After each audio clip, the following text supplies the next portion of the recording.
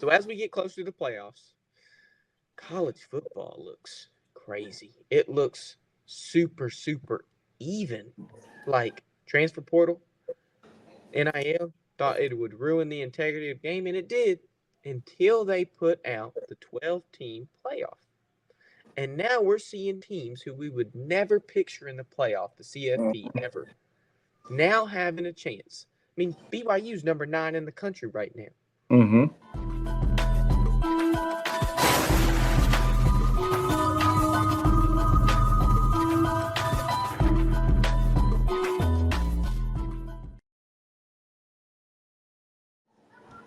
It's crazy.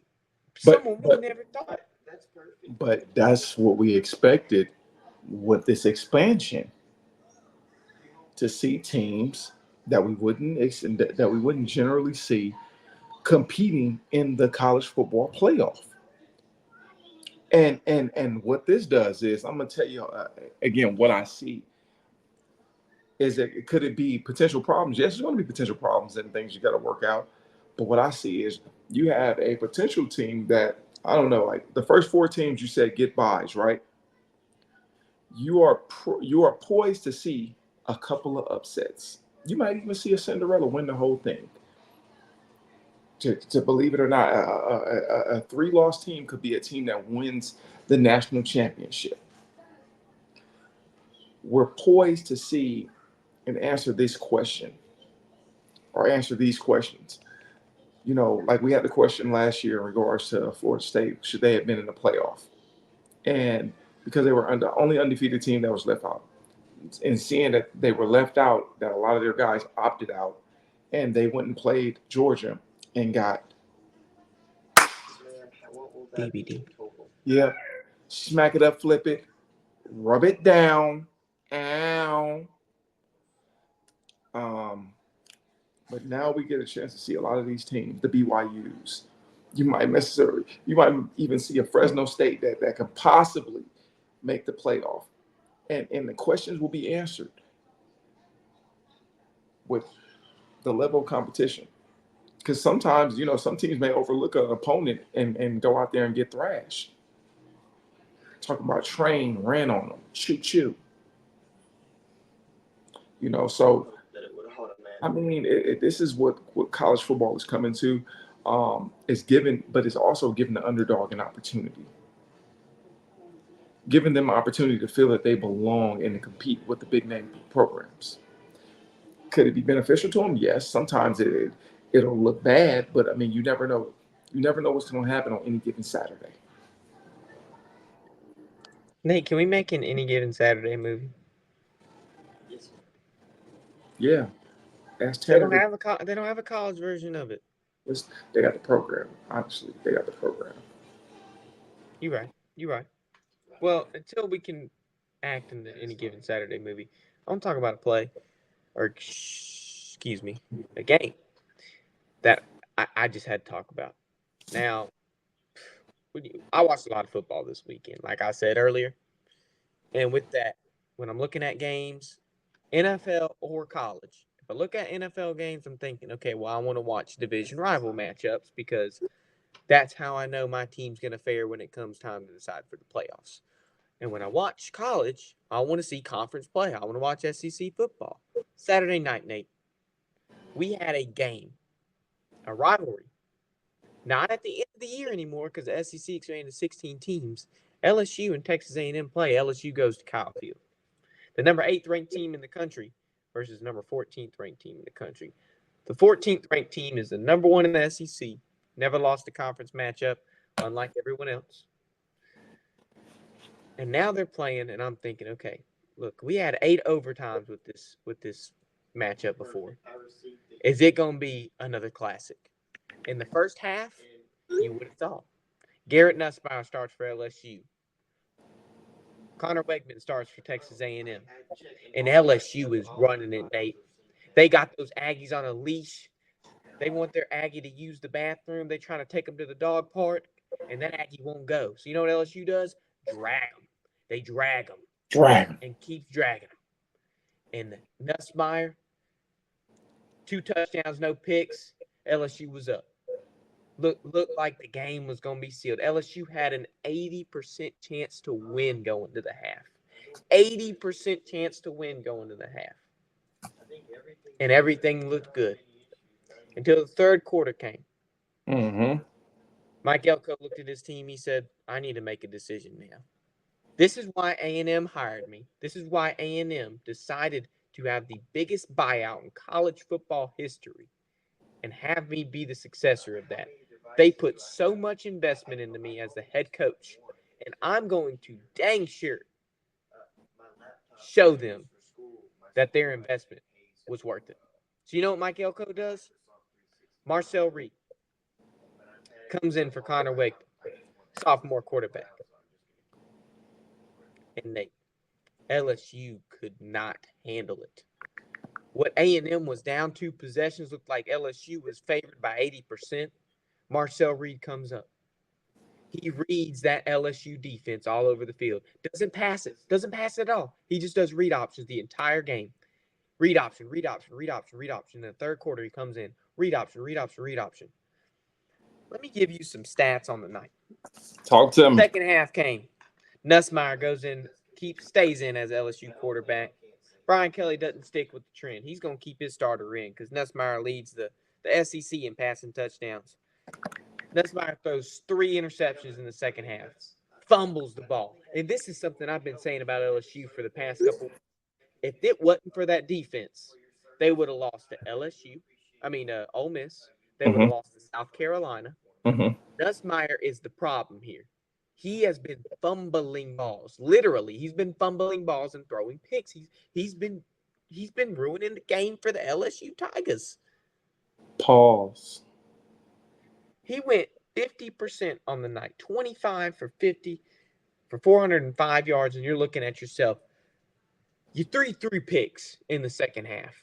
Now the game ended 38-23, and you're looking, how did A&M get 38 points? Because of this guy right here, Marcel Reed, 100% completion. He only threw 2 passes on the night, coming in the third quarter. 70 yards passing, that's all he had. 9 carries and 62 yards on the ground, 3 rushing touchdowns. Came in the third quarter, Nate. All he did was read option the entire time. And what's his name? Brett Baker, defensive coordinator for LSU. He couldn't stop it. If you can't, I don't know how you don't. Look, if it ain't broke, don't fix it. Mike Elko needs to be in the freaking College Football Hall of Fame after that freaking. He made a game-changing decision. He created a spark when there was no lighter and no wick and no match to start a flame. And he made it, baby. He made it. Marcel Reed comes in, read option after read option after read option. He was faking defenders out left and right. You thought the running back was going to take the rock? Oh, you mistaken. Marcel Reed taking it to the house. 3 rushing touchdowns, Nate. That dude single-handedly beat LSU.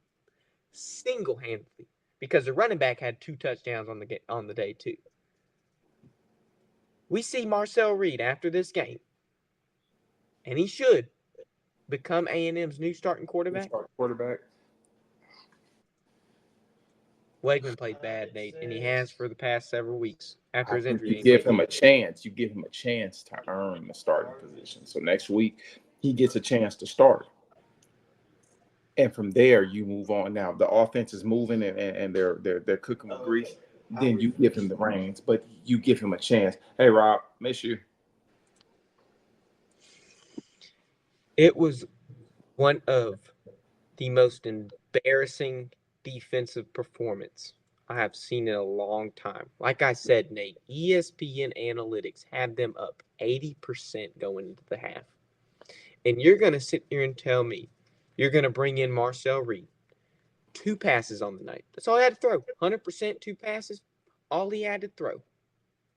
He ended up reading that defense like a book. The book of Marcel Reed. The life of Marcel Reed. You know why he read that book so well? Because he wrote the book, Nate. He wrote the book. He went up on that field and made that top LSU defense, the defense that's been keeping them in games, look like Swiss cheese and cheesecake. I could have stuck a fork in LSU's defense. It would have went right through. Like that easy? That easy, Nate. That Easy. easy. Easy. Easy. Easy. But when you sit here and you have somebody like Nuss who has not played very well in the last several games, defense, the only reason you win in games. He's thrown picks like Josh Allen back in 2022. Do we see LSU make a QB change? Or do we ride with you gotta let's go week by week. It gotta go week by week now. Because the next week, if he does not change up the style of play or improve the turnovers and whatnot, then you have to start looking to a different way. Because if this will lose you games. And I know the people at LSU, they brought Brian Kelly there for one specific reason. Excuse me, that's to compete for a national championship. And anything else is a failure. So he's going to have to get this corrected and get this fixed. and there's nothing what I hate is they're not a rivalry anymore. I mean, LSU and A&M being a rivalry doesn't really make sense in the first place. I get it. But they've been a rivalry for the past 12 seasons. And you're just going to throw it all away. You're going to throw it all away. Luckily, they were still able to play this year. But I would have loved to see that game at the end of the season because guess what? What if that was for a playoff spot? That would have made that game that much better. Because you're thinking, oh, LSU's making the playoffs. It's shoo-in. You know, they're up whatever against 2 possessions against A&M in the first half. And A&M comes out after getting dragged, Nate, choked and suffocated with those tight collars on their necks because they wouldn't listen to the tiger that was taking them to the dog park. They didn't want to listen to no tiger. And you know what they did, Nate? They took that collar, stretched it out, bit into it, broke that collar in two, and ran off, leaving that tiger behind them. The tiger smelling its dust, kicking up on that tiger, kicking up its back legs behind it, kicking dust up at that tiger. And now we in Aggie land, Nate. We in Aggie land. As the Texas A&M Aggies are the #1 team in the SEC.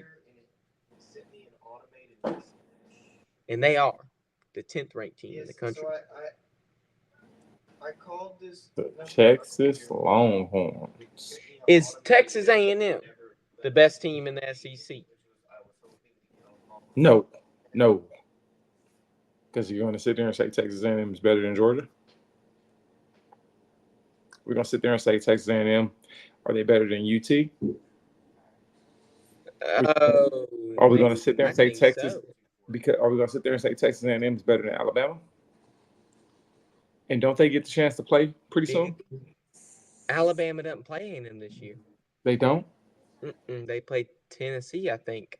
You know they ruined all the games, Nate, after conference realignment. Mm-hmm.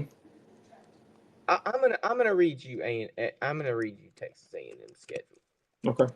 And we're gonna see who they have to play. Because they got to play somebody big. They play Texas at the end of the year. That's who they play. But they got South Carolina. Pretty much a win. I mean, South Carolina's been decent, so they might give them fits, but they should win that. New Mexico State, they should win that. Auburn, they should win. They got Texas at the end of the year. You can't sit here and tell me that that'll be a dang good game. I'm gonna tell you what, because that'll decide it all. That'll decide who's a fraud. Because right now I'm thinking Texas is. I don't know what to think if Vanderbilt's really good or Texas is a fraud. Vanderbilt's good this year. Oh, they are. They are. They're good. But you sit here and think, dang, college football, the landscape of college football has changed so freaking much. It's beautiful, but it's beautiful. It's beautiful. You want continuity, and you want continuity in all the conferences across the Power Four and whatnot. You want continuity, and you want there to be just again even and level playing fields. So yeah, I love the direction college football is going from a competitive standpoint. It's almost like we have had trees and just trees and trees and trees. And now we're building some beautiful civilization, cutting down some trees, making log cabins, and making cities. That's what it feels like. We were living in log cabins. Now we're freaking working in skyscrapers with the college football landscape. And you gotta have respect for it because it took time. It grew like it blossomed like a nice little tree. Now I didn't really care for NIL. I like how players are compensated, but like I said, it's like all the gates were open, everybody flooded in. But college football is back, baby. Oh yes, it And is. if you were tired of the NFL, you got college football every day until Thanksgiving. So enjoy it. Enjoy it. Because we don't get this opportunity every day. That's right.